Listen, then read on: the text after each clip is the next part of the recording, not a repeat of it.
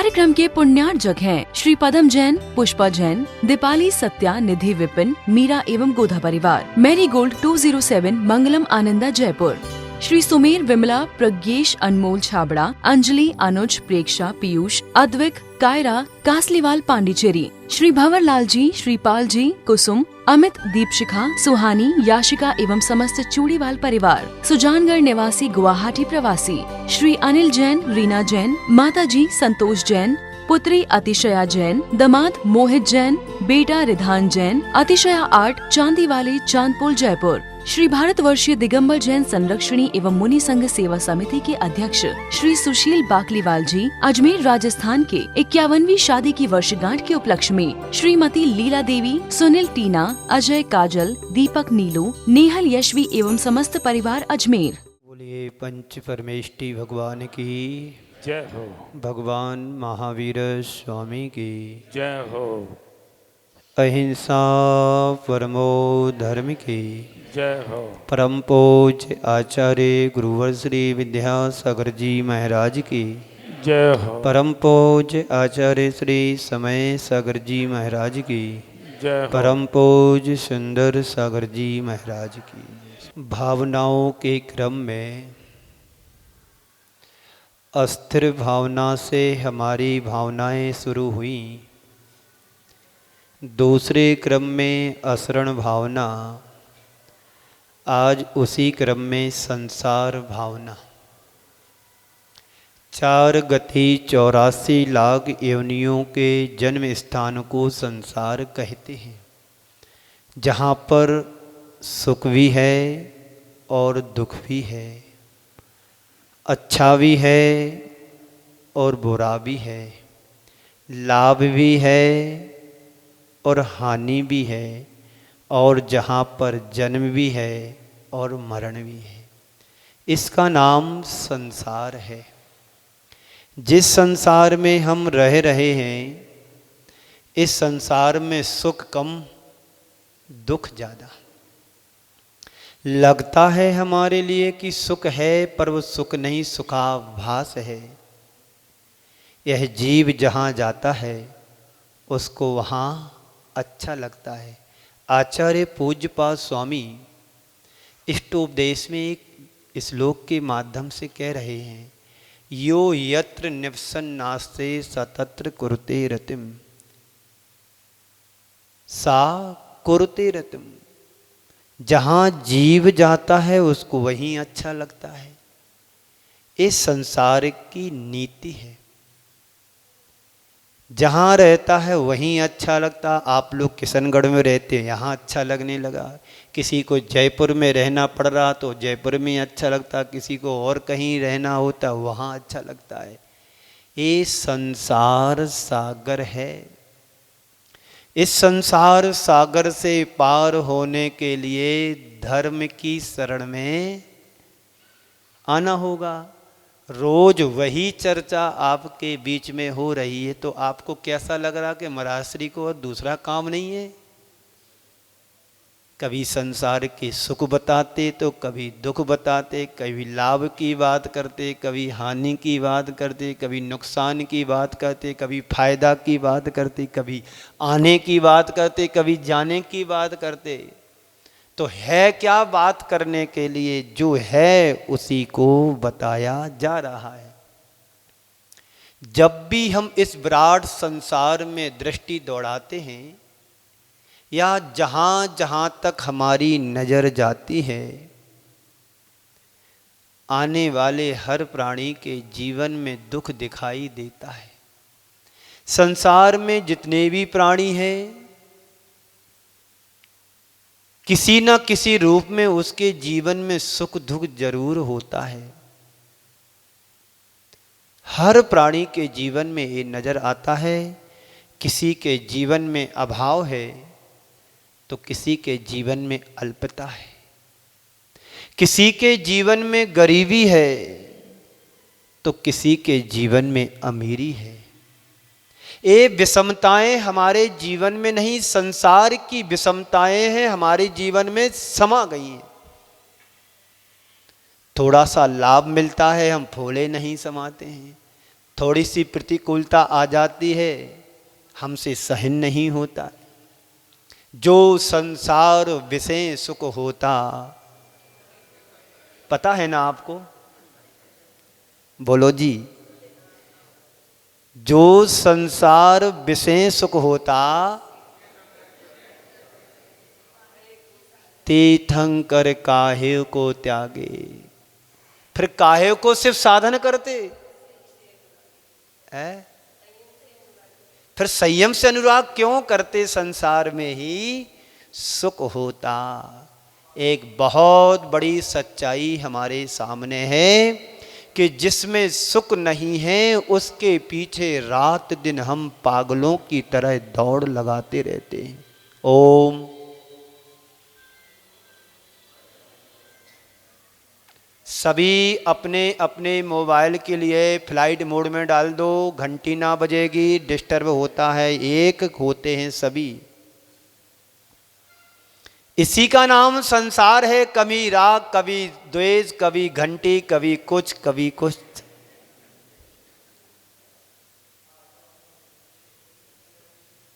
इतना भी ज्ञान नहीं है कि हम मंदिर में आए तो कम से कम साइलेंट तो कर दें, है ना? यही तो दुख है। और दुख का कोई विकृत रूप नहीं देखना है।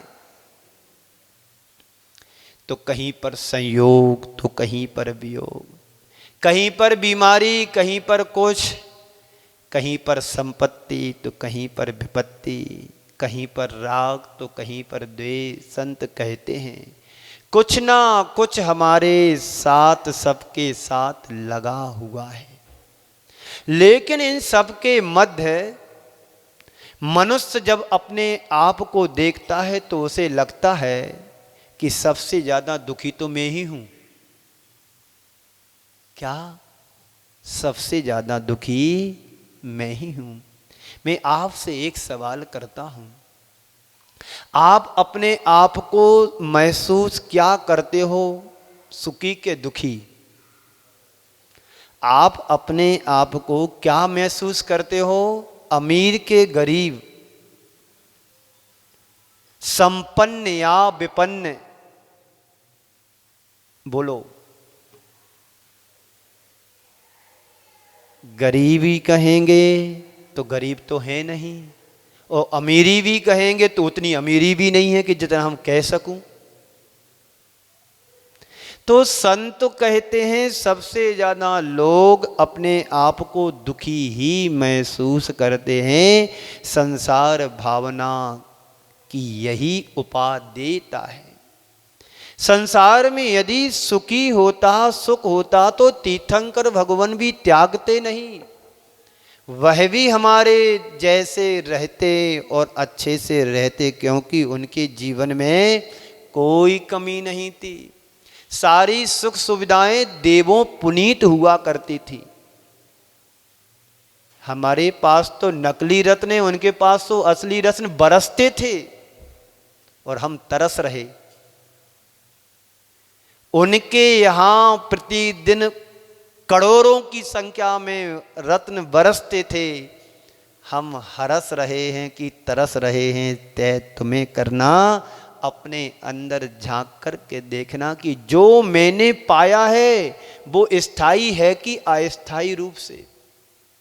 धन दौलत सत्ता संपदा प्रभुता, जो कुछ भी पाया है वो सब छूट जाने वाला है।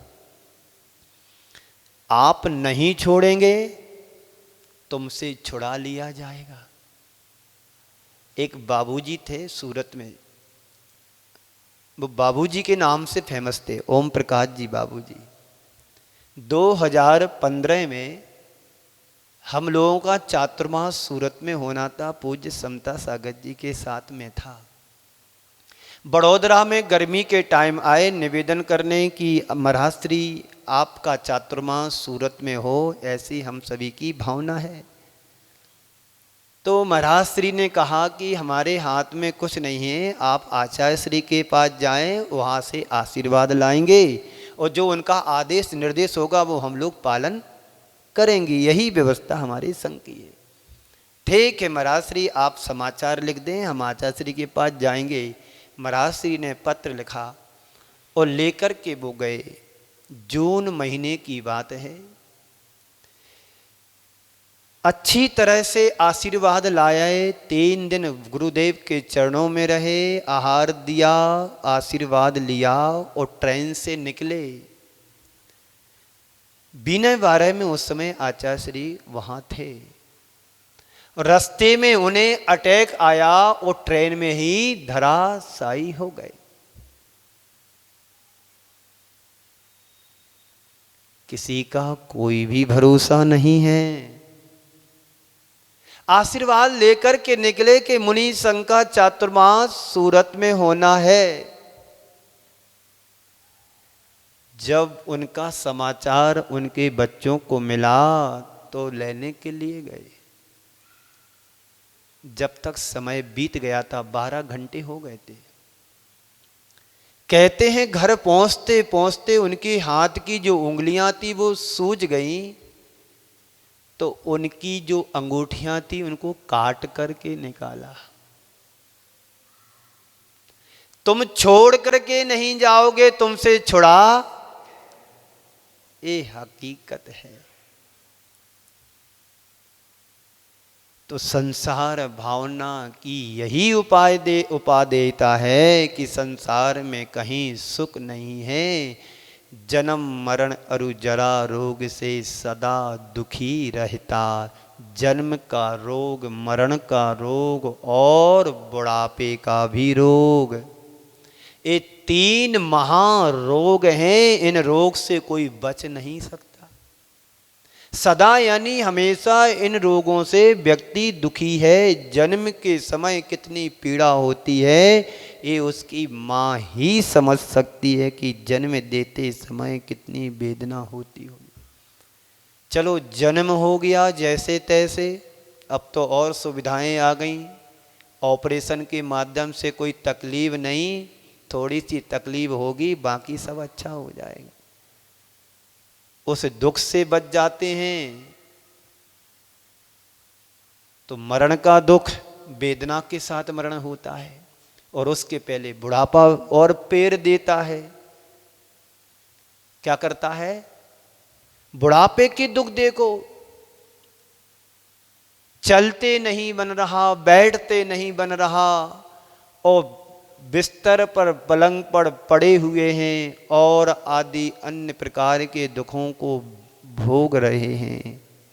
देखा नहीं जाता, सुना नहीं जाता, कहा नहीं जाता, फिर भी आयु पूर्ण होने के पहले तक तो दुख भोगना ही भोगना है।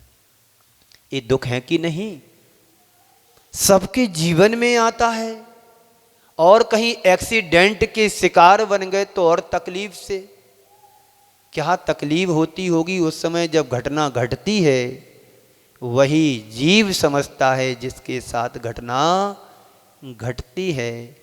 तो आचार्य भगवंत कहते हैं, जब तुम्हें दुख का अनुभव होने लगे, तुम्हारा मन दुखों से बोझिल होने लगे, तुम्हारा अपना दुख खुद से सहन ना हो, तुम अपने ही दुखों से विचलित होने लगो, जब तुम्हारा दुख तुम्हें असहनीय लगने लगे, तब थोड़ा संसार पर दृष्टि डाल करके देखो। दृष्टि डाल करके देखो, अपनी दृष्टि फैला करके देखें। संसार के अन्य प्राणियों में झांक करके देखो। सबसे पहले उनके भीतर झांक करके देखना, देखने की कोशिश करना जिन्हें तुम सुखी मानते हो। अभी तक जिन्हें तुम सुखी मानते आए हो उन्हें देखना। तुम्हें लगेगा हमसे ज्यादा तो वो लोग दुखी हैं जिनको आज तक तुम सुखी मानते आ रहे हो। रोटियां कम खाते हैं, दवाइयां ज्यादा खाते हैं। सुन रहे हो ना? रोटियां कम खाते हैं, दवाइयां ज्यादा खाते हैं। जिसके भी जीवन में झांकोगे तुम्हें कुछ ना कुछ दुख दिखाई जरूर देगा।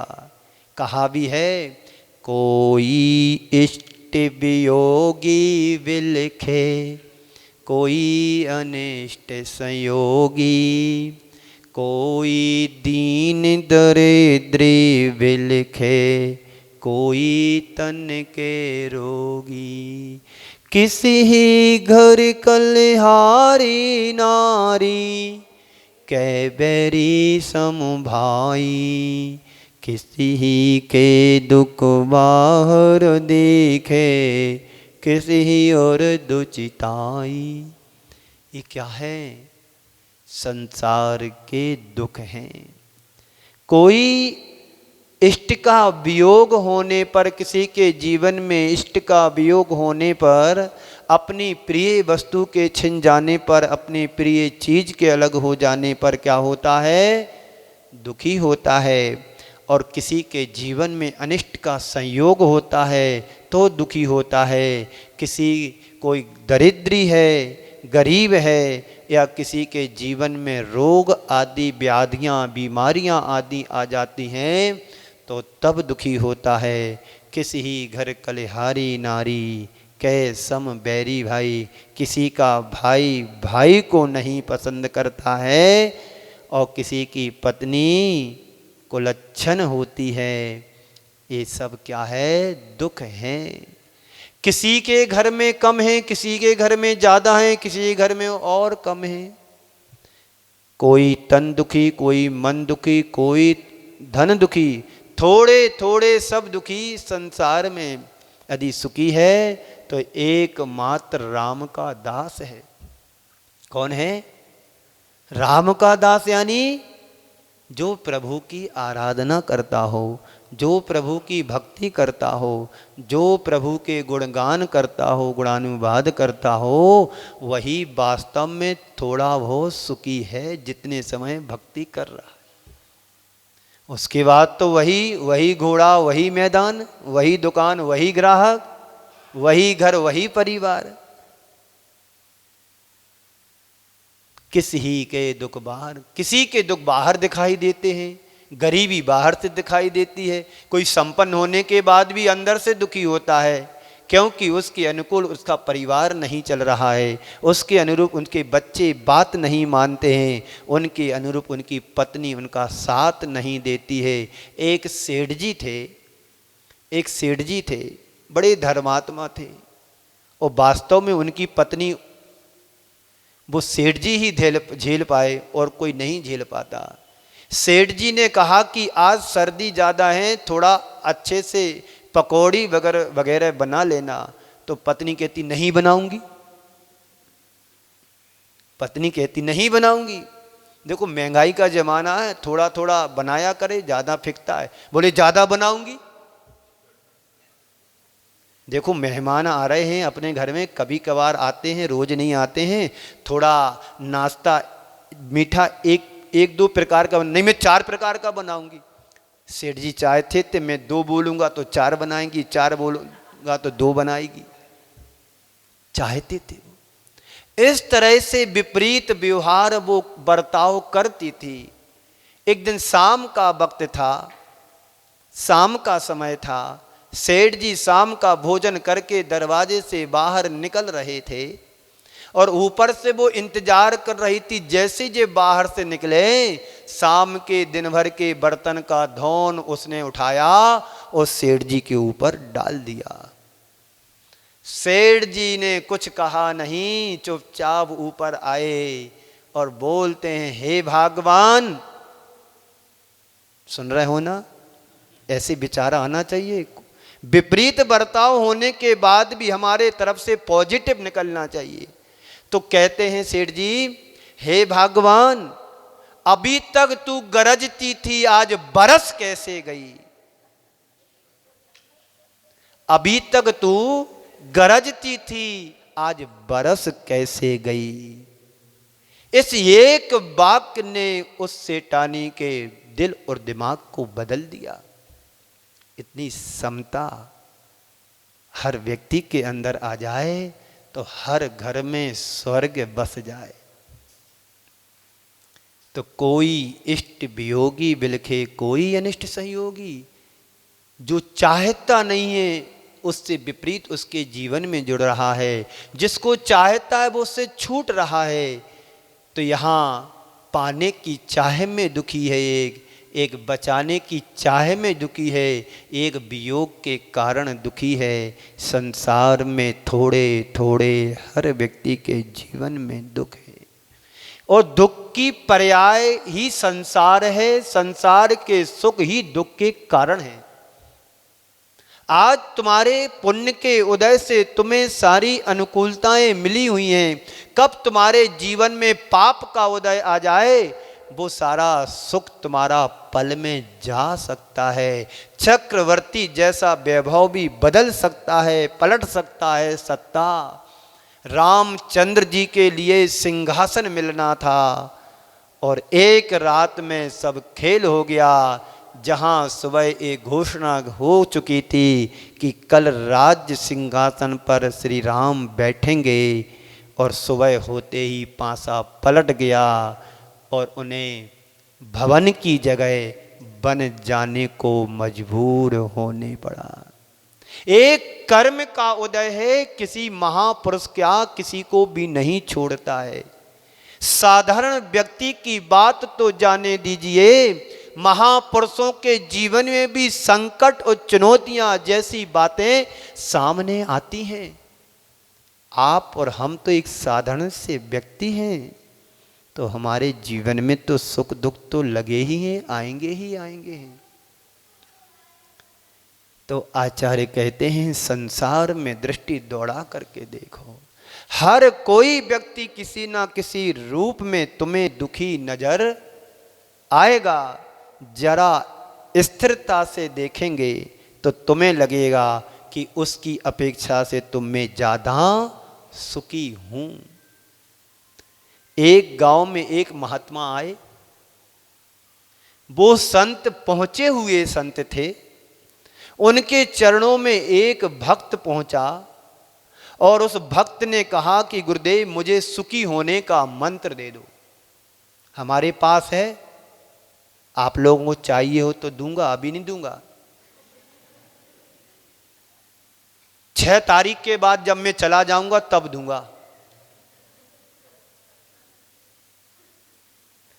संत ने उस व्यक्ति की पुकार को सुनकर के मुस्कुरा करके कहा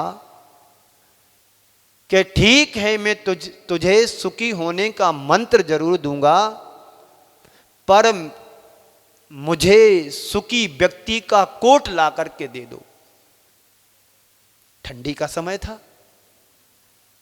संत ने कहा मैं सुखी होने का मंत्र तभी दूंगा जब को तू किसी सुखी व्यक्ति का कोट ला करके दे देगा। उसने सोचा कि बड़ा शहर है किशनगढ़, बड़े बड़े धनाढ्य लोग हैं, एक कोट क्या 1000 कोट मिल जाएंगे, और कोट ना मिले तो पर कोटा तो जरूर मिल जाएगा। वो शहर में गया, नगर में गया, एक बड़े धनाढ्य परिवार के घर जाकर के कहता है बाबूजी आपकी हवेली देख कर के मुझे लग रहा है, आपका बंगला देख कर के मुझे लग रहा है, आपका ये वैभव देख कर के मुझे लग रहा है, इस शहर के सबसे सुखी व्यक्ति आप ही हो। मेरे गुरुदेव ने कहा है यदि तुम्हें सुखी होने का मंत्र चाहिए तो सुखी व्यक्ति का कोट ला कर के दे दो। तो मैं चाहता हूँ, इस नगर के आप श्रेष्ठ जन हैं और आपकी हवेली देख कर के मुझे लग रहा है कि आप सबसे ज़्यादा सुखी हो, मुझे आप अपना कोट दे दो। क्या कहा? मुझे अपना कोट दे दो। सामने वाला व्यक्ति कहता है भाई साहब मैं सुखी नहीं हूं, तुम्हें ये सारा बाहर का वैभव दिखाई दे रहा है, पर मैं यथार्थ में सुखी नहीं हूं। कोट एक नहीं तुम 10 कोट ले जाओ, पर मैं सुखी नहीं हूं। इसी बीच बात चल ही रही थी, सामने से उसकी पत्नी आई और झल्लाते हुए बोलती है कि क्यों क्यों जी, आपने धर्मशाला बना रखी, हर किसी को प्रवेश करा देते हो। बेचारा अपना सा मोह लेकर के वापस लौट गया और सोचता है इससे अच्छी तो मेरी पत्नी है, कम से कम किसी के सामने ऐसा बोलती तो नहीं है। ठीक है, उसके बाद आगे बढ़ता है, एक जागीरदार के पास जाता है और उसने उस जागीरदार से कहा आप अपना कोट दे दो। बोला तू कोट का करेगा क्या?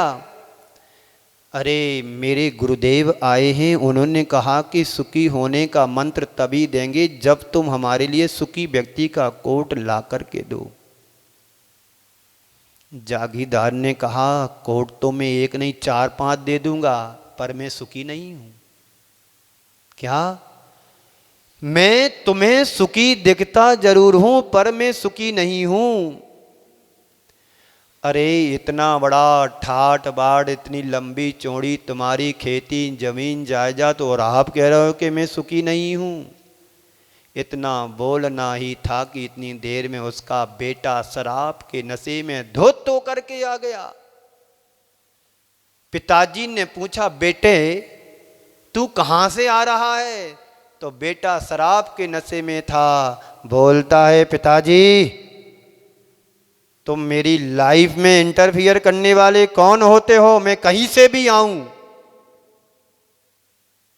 अरे मैंने तो सोचा कि जागीरदार का घर अच्छा होगा, बड़ा खेती किसानी वाला है, सुखी होने का कोट मिल जाएगा, मेरा काम बन जाएगा। बेचारा चला गया वहां से भी। अब आप लोगों का नंबर आ रहा है, घर बता देना कौन से मोहल्ले में है। आप कौन होते हो मेरी पर्सनल लाइफ में बोलने वाले? ऐसे बेटे होते हैं कलयुग के। हाँ तुम किताबें इकट्ठी कर लो।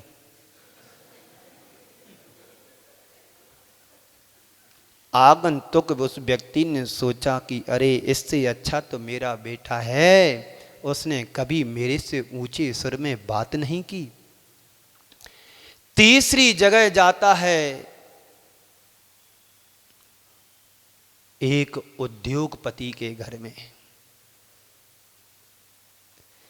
कहता है कि बाबूजी आप बड़े सुखी दिखाई दे रहे हो,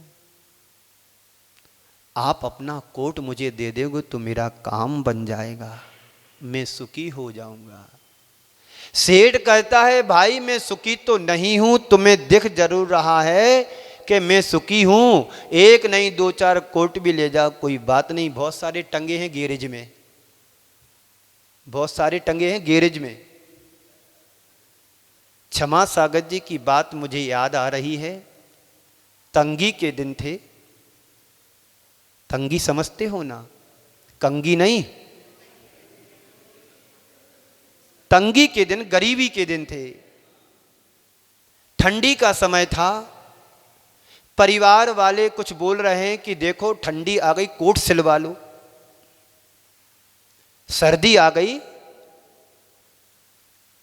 समय आपका होने वाला है, सर्दी आ गई। बोले सर्दी आ गई कोट सिलवा लो, बच्चे कह रहे नहीं जमाना बदल गया है स्कूटर खरीद लो। परिवार के लोग कह रहे हैं कि सर्दी आ गई है कोट सिलवा लो, बच्चे कह रहे हैं स्कूटर लाओ। तो सामने वाला क्या करे, पैसे कम हैं, दोनों काम कैसे होगा? तो दिमाग लगाया, दोनों की बात रख ली, बच्चों की भी बात रख ली और परिजनों की यानी धर्म पत्नी की भी बात रख ली।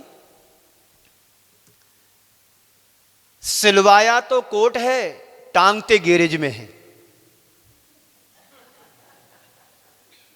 ये उन्हीं के शब्द हैं, क्षमा सागर जी के। कंप्रोमाइज एंड एडजस्टमेंट की बात वो कह रहे हैं कि सिलवाया तो कोट है, टांगते गैरेज में जहां स्कूटर रखा जाना था। कम पैसे हैं, तंगी के दिन है, महंगाई का जमाना है। उस जमाने में भी महंगाई थी, यदि 100 रुपये का स्कूटर आता है तो 100 रुपये भी लाख के बराबर दिखाई देते थे, आज से 60-70 साल पुराने अंग्रेजों के समय में। तो सेठ जी ने कहा, उद्योगपति ने, बात चल ही रही थी और इतने में उनकी श्रीमती आती हैं और अपशब्द बोलने लगती हैं। क्यों जी, आपको समझ में नहीं आता है? इतनी महंगाई के ज़माने में हर किसी से देने की बात करने लगते हैं, चलो अंदर चलो। अरे मैंने तो सोचा था कि बड़े उद्योगपति है, पूरे इलाके क्या पूरे देश में क्या प्रदेश में भी इनका नाम चलता है, और ये तो ऐसा कर रही है। चलो इससे अच्छी तो हमारी श्रीमती है, कम से कम लाज तो रखती है। आगे बढ़ा, 3-4 जगह घूम करके वापस जाता है। वो क्या करता है? उसे समझ में आ गया कि संसार में कहीं सुख नहीं है। यदि सुख है तो अपने अंदर सुख है, भटकने में सुख नहीं, निज अंतर में डूबने में सुख है। अभी तक तो हम व्यर्थ में संसार में भ्रमण कर रहे थे, और ये भ्रमण आज का नहीं, आदि से लेकर के अनादि तक का है, अनादि से अनंत तक का है। जहाँ जहाँ हमारी दृष्टि जाती है वहाँ वहाँ पर कोई सुख नहीं है, एकमात्र अभाव का दुख हर व्यक्ति के जीवन में बना हुआ है। मैं कहाँ सुखी हूँ? कहते हैं उसने नगर के एक एक घर को छान मारा, लेकिन उसको एक भी सुखी व्यक्ति नहीं मिला। उन सब के मध्य उसने जब अपनी तुलना की तो लगा कि इस सब से तो मैं ही अच्छा हूँ, सुखी हूँ। अंत में वह आदमी संत श्री के चरणों में जाकर के कहता है, गुरुदेव मैंने दुनिया में सब कुछ देख लिया। जैसे ही वो व्यक्ति आया और आते ही संत ने पूछ लिया, क्या हुआ? कोट लेकर के आए। नेता के पास भी गया था, नेता से कहा कि तुम मुझे सुखी होने का कोट दे दो, तुम सुखी दिखाई दे रहे। उसी समय नेता की घंटी बज गई और समाचार मिला कि तुम 500 वोटों के पीछे चल रहे हो। 500 वोटों से उसका चेहरा जो तमतमा रहा था वो बुझ गया। उसने कहा, लंगो कोट तो नहीं मिलेगा, 2-4 वोट चाहिए हो तो वोट ले जाओ, और लंगोट चाहिए तो लंगोट ले जाओ, पर कोट सुखी होने का नहीं मिलेगा। गुरुदेव ने कहा कि बस तुमने इस संसार को देख लिया, कहीं सुख नहीं है, और मैंने अब तय कर लिया अगर इस संसार में मुझे जीना है, सुखी रहना है, जो है जितना है उसमें ही संतुष्ट रह करके मुझे जीना है। और यही सुखी होने का सबसे बड़ा मंत्र है, सेटिस्फाइड। अपने आप में संतुष्ट रहे, देख दूसरों की बढ़ती को कभी ना ईर्षा भाव रहे, होकर सुख में मग्न न फूलें, दुख में कभी ना घबरावे। बैर पाप अभिमान तज निज निज नित्य नए मंगल गावे। बने जहाँ तक इस जीवन में औरों का उपकार करूँ, ये पंक्तियाँ अपने मन में गुनगुनाते रहो। जब कभी अवसर आए कोई अच्छा कार्य करने का तो सबसे पहले मैं, सबसे पहले मैं, सबसे पहले मैं, ये भाव हमारे हृदय में जगना चाहिए। और जब ये भाव नहीं आते हैं समझ लेना सबसे दुखी हम, सबसे दुखी हम। समय आपका हो रहा है और होने वाला ही है। बंधुओं, कोई तन दुखी, कोई मन दुखी, कोई धन बिन रहे उदास, कोई तन दुखी, कोई मन दुखी, कोई धन बिन रहे उदास, और थोड़े थोड़े सब दुखी, एक सुखी राम का दास। सब दुखी हैं, और जब अपने समान दूसरे दुखी लगने लगते हैं तो मन को थोड़ा संतोष होता कि हमारे लेवल के और भी हैं। जब बच्चे परीक्षा में फेल ज़्यादा हो जाते तो टी पार्टी मनाते हैं, क्योंकि हमारे फेल होने वाले बहुत सारे हैं, पास तो एक ही हुआ है, वो किसके सामने टी पार्टी मनाए? फेल वाले ज़्यादा हो गए। हम सब यहाँ पर जितने बैठे सब फेल वालों की कैटेगरी के हैं, इसलिए सब खुशी मना रहे, 31 मना रहे। आने वाले दिन हैं, पर जीवन को सुखी बनाना चाहते हो तो जो है जितना है उतने में संतोष धारण करे, निश्चित हमारे जीवन का विकास होगा।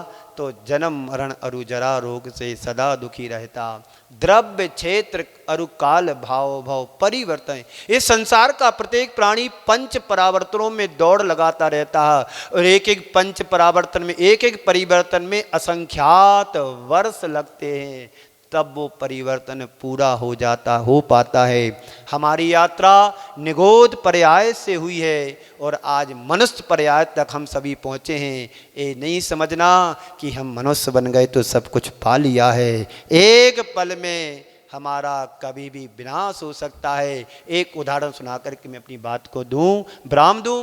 एक कागज का टुकड़ा, ध्यान से सुनना महानुभाव, मैं बार बार कहता हूँ, ये बातें दोबारा नहीं मिलेंगी। टीवी पे सुनोगे तो मिलेगी और यूट्यूब पर सुन लोगे तो जरूर मिल जाएगी। एक कागज का टुकड़ा हवा के झोंके से जाकर के शिखर पर जा पहुंचा, गिरा पर्वत पर। एक कागज का टुकड़ा हवा के झोंके से पर्वत पर जा पहुंचा। कागज के टुकड़े के पहुंचते ही पर्वत ने बड़ी विनम्रता के साथ कहा कि भाई तुम यहां कैसे? भाई तुम यहां कैसे? कागज का टुकड़ा अहंकार से भरकर के बोलता है कि हूं मैं अपनी बल पर, मैं अपनी दम पर। बात पूरी ही नहीं हुई, हवा का दूसरा झोंका आया और जाकर के गटर में गिरा, सड़ने लगा। ये अहंकारी व्यक्तियों का मिजाज होता है। पल में तोसा पल में रासा, कब राजा और रंक बन जाए और रंक कब राजा बन जाए, यही संसार की वास्तविकता है। इसी मंगल पुनीत भावना के साथ में अपनी वाणी को यहीं पर विराम देता हूँ। बोलिए परम पूज्य आचार्य गुरुवर श्री विद्यासागर जी महाराज की।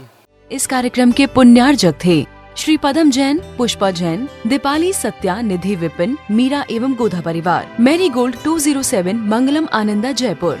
श्री सुमेर, विमला, प्रज्ञेश, अनमोल छाबड़ा, अंजलि, अनुज, प्रेक्षा, पीयूष, अद्विक, कायरा, कासलीवाल, पांडिचेरी। श्री भंवर लाल जी, श्रीपाल जी, कुसुम, अमित, दीपशिखा, सुहानी, याशिका एवं समस्त चूड़ीवाल परिवार। सुजानगढ़ निवासी, गुवाहाटी प्रवासी श्री अनिल जैन, रीना जैन, माता जी संतोष जैन, पुत्री अतिशया जैन, दामाद मोहित जैन, बेटा रिधान जैन, अतिशया आर्ट, चांदीवाले, चांदपुर, जयपुर। श्री भारतवर्षीय दिगंबर जैन संरक्षणी एवं मुनि संघ सेवा समिति के अध्यक्ष श्री सुशील बाकलीवाल जी, अजमेर राजस्थान के 51वीं शादी की वर्षगांठ के उपलक्ष्य में श्रीमती लीला देवी, सुनील, टीना, अजय, काजल, दीपक, नीलू, नेहल, यशवी एवं समस्त परिवार अजमेर।